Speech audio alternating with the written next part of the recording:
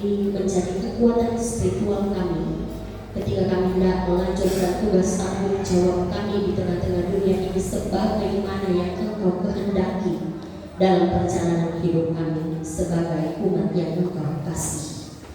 Bersabdalah ya Tuhan Allah, karena sesungguhnya kami telah siap sedia membaca dan merenungkan firman Tuhan. Amin. Firman Tuhan dalam kitab Yesaya pasal 1 ayat 20 hingga ayat 10 hingga ayatnya yang ke-20. Lembaga Alkitab Indonesia memberi judul Bertobat lebih baik dari mempersembahkan korban. Demikian bunyi firman Tuhan. Dengarkanlah firman Tuhan, hai pemimpin-pemimpin manusia Sodom. Perhatikanlah pengajaran Allah kita, hai rakyat manusia Gomora. Untuk apa itu korban yang banyak-banyak? Firman Tuhan, aku sudah jenuh akan korban-korban bakaran berupa domba jantan dan akan lemak dari anak lembu gemukan, darah lembu jantan dan domba-domba dan kambing jantan tidak kusukai. Apabila kamu datang untuk menghadap di hadiratku, siapakah yang menuntut itu daripadamu, bahwa kamu menginjak-injak pelataran bait suciku? Jangan lagi membawa persembahan yang tidak sungguh, sebab baunya adalah kejijikan bagiku. Kalau kamu merayakan bulan baru dan Sabat atau mengadakan pertemuan-pertemuan, aku tidak tahan melihatnya, karena perayaanmu itu penuh kejahatan. Perayaan-perayaan bulan baru dan pertemuan-pertemuanmu yang tetap, aku benci melihatnya. Semuanya itu menjadi beban bagiku. Aku telah payah menanggungnya. Apabila kamu menadahkan tanganmu untuk berdoa, aku akan memalingkan mukaku. Bahkan sekalipun kamu berkali-kali berdoa, aku tidak akan mendengarnya, sebab tanganmu penuh dengan darah. Basuhlah, bersihkanlah dirimu, jauhkanlah perbuatan-perbuatanmu yang jahat dan dari depan mataku. Berhentilah berbuat jahat, belajarlah berbuat baik, usahakanlah keadilan, kendalikanlah orang kejam, belalah hak anak-anak yatim, perjuangkanlah perkara janda-janda. Marilah, baiklah kita berperkara. Firman Tuhan, sekalipun dosamu merah seperti kirmisi, akan menjadi putih seperti salju. Sekalipun berwarna merah seperti kain kesumbar, akan menjadi putih seperti bulu domba. Jika kamu menurut dan mau mendengar, maka kamu akan memakan hasil baik dari negeri itu. Tapi jika kamu melawan dan memberontak, maka kamu akan dimakan oleh pedang. Sungguh Tuhan yang mengucapkannya. Demikian jawab bacaan kita pada saat ini yang disebut berbahagia. Ialah kita semua jemaat Tuhan yang bersama-sama mendengar, bersama-sama membaca dan mampu mengaplikasikan firman itu dalam kehidupan kita hari lepas hari. Haleluya.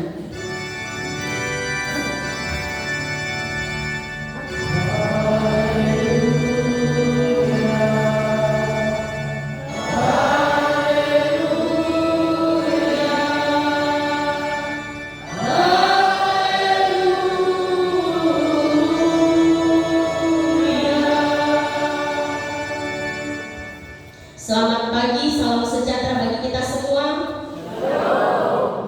Kita bersyukur kepada Tuhan karena kasih dan anugerah Tuhan yang boleh menghimpunkan kita semua, sehingga pada saat ini tanpa terasa kita sudah ada di minggu pertama di bulan Februari tahun 2024.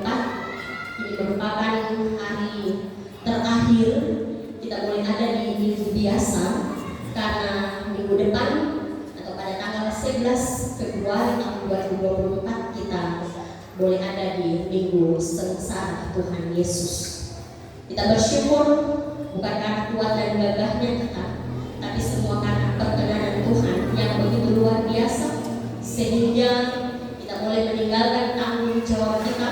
Bahkan ketika kita boleh melewati minggu-minggu yang kemarin, dan hari ini kita boleh duduk dalam satu persekutuan di rumah Tuhan. Nah, saudara-saudara yang dikasihi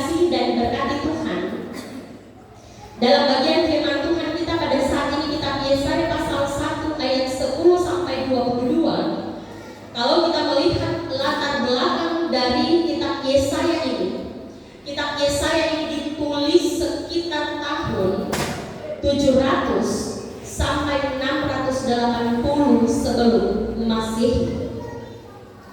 Dan tema dari keseluruhan kitab Yesaya ini menceritakan tentang penghukuman dan juga keselamatan dari bangsa pilihan Tuhan. Nah, saudara-saudaraku yang dikasihi Tuhan, kalau kita membaca dari keseluruhan bagian bacaan kita saat ini, ternyata tidak semua ibadah, tidak semua persembahan, tidak semua perayaan-perayaan agama yang kita lakukan itu diterima oleh Tuhan. Dalam firman Tuhan ini kita boleh melihat dan belajar dari kitab Yesaya pasal 1 bahwa Tuhan menolak ibadah mereka, Tuhan menolak persembahan mereka, dan juga menolak segala perayaan-perayaan agama mereka. Jadi pertanyaan bagi kita adalah, mengapa Tuhan menolak segala itu? Menolak ibadah, menolak persembahan, menolak segala perayaan-perayaan agama. Tentu ada alasan yang mendasar, Bapak Ibu saudara-saudara. Padahal kita tahu bahwa kalau dari segi pelaksanaan ritual agama, orang Yehuda itu selalu rutin mengikuti ibadah-ibadah. Jika melihat juga dari korban persembahan, mereka juga memberi yang terbaik untuk Tuhan. Dan semua perayaan-perayaan yang mereka juga lakukan itu merupakan perayaan-perayaan agama yang baik. Tetapi semua itu pun ditolak oleh Tuhan. Mengapa ditolak? Ada alasan pada ayat yang ke-11 sampai ayat 15. Di situ dicatat alasan mengapa Allah menolak ibadah mereka, menolak persembahan mereka, dan juga menolak perayaan-perayaan mereka. Sebenarnya bukan karena persembahan yang jelek, tetapi malah sebaliknya, persembahan yang mereka berikan kepada Tuhan merupakan persembahan yang terbaik, yang bagus. Namun persembahan mereka yang bagus ini ternyata sia-sia, ternyata tidak berarti, tidak berharga di hadapan Tuhan. Sebab ketika mereka beribadah, tetapi hati mereka jauh dengan Tuhan. Mereka tetap melakukan apa yang jahat di mata Tuhan. Mereka tetap tinggal di dalam dosa-dosa yang mereka lakukan. Mungkin di hadapan manusia, persembahan mereka, ibadah mereka dipuji, dihargai oleh Tuhan, sangat dibanggakan, sangat berharga. Tetapi di hadapan Tuhan itu pun semua sia-sia. Tuhan menolak ibadah mereka, Tuhan menolak persembahan mereka, Tuhan menolak perayaan ibadah orang Yahudi karena dosa-dosa mereka. Dan kita ingat Bapak Ibu saudara-saudara, kalau dosa itulah yang memisahkan kita dari Tuhan, yang menyebabkan ibadah, yang menyebabkan doa-doa kita, yang menyebabkan persembahan yang kita lakukan itu tidak digubris oleh Tuhan. Sekalipun kita rajin ibadah, kita rajin ke gereja, kita rajin memberi persembahan, tapi ketika kita tidak hidup dalam ketaatan, ketika kita tidak hidup dalam apa yang Tuhan inginkan dalam kehidupan kita, jika kita tetap tinggal di dalam dosa, maka jangan salah ketika Tuhan menolak perjalanan kehidupan kita. Bahwa orang dalam bagian firman Tuhan hari ini adalah panggilan bahwa orang Yehuda harus bertobat. Kalau mereka bertobat, Tuhan akan mengampuni, Tuhan akan menerima mereka kembali. Tidak cukup bahwa kita berhenti berbuat kejahatan, tetapi kita juga harus belajar untuk berbuat baik.